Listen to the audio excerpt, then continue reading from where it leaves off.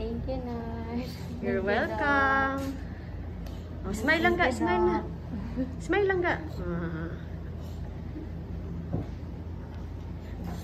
Okay. Ay, naputol din na. Sorry.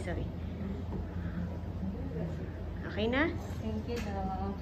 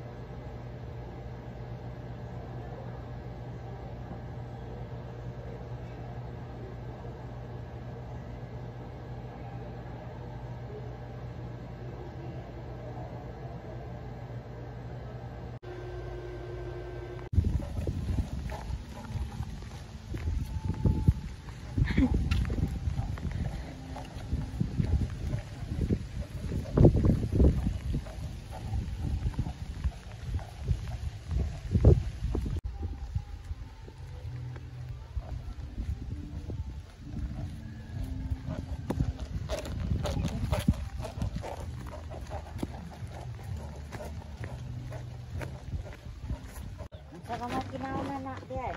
Tubig ka na og sabaw.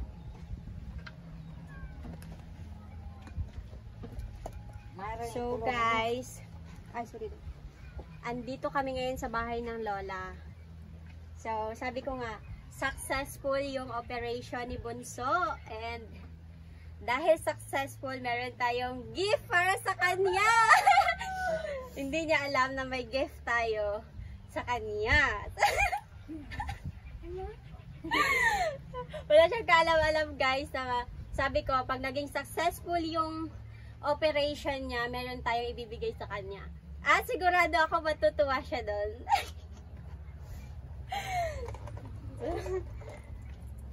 Wala kang alam si Inday. Upo! So, ang gift natin sa kanya ay ito. Meron siyang brand new cellphone. So, ayan yung ibibigay natin sa kanya. And of course, meron kasamang in-pads and full tempered and of course, casing. So, yan yung gift ko sa kanya guys kasi naging successful yung operation niya. Kaya, thank you Lord!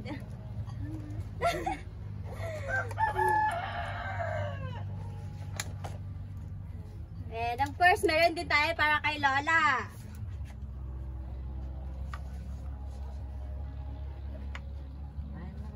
Ito naman yung kay Lola.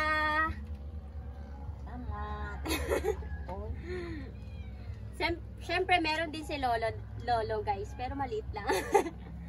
Tsaka, meron naman tayong binili mga grocery para sa kanila. Tuwan-tuwa si Bunso. Sana all. 128 gig yan. Malaking gig yung binili ko sa kanya guys kasi gusto ko makapagsimula na rin siya sa sa pagko-content kahit nawala ako or dito siya, kuwari babalik ko siya dito sa bahay ng Lola, pwede siyang mag-reels. Ganun. Kasi yung cellphone niya kasi guys, luma na, dati pa yun at saka mabilis na malobat at saka matagal i-charge. Nung chinarge ko kasi dun sa hospital, sabi ko, ang tagal mag-charge at saka ang bilis din malobat. Kaya sabi ko, pag naging successful, bibilan natin siya ng cellphone. So, yun na! Salamat daw guys. Hindi siya makapagsalita ng malakas kasi kaka-opera pa nga niya.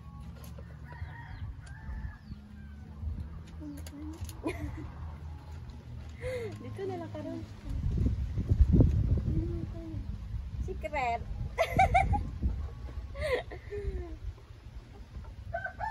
kung kabalo tayo magamit sa lulang cellphone, ay mong cellphone, pwede humihatag niya. Kaya di man siya kabalo. So, imuha na lang ng extra. So, yun lang guys. Thank you so much for watching.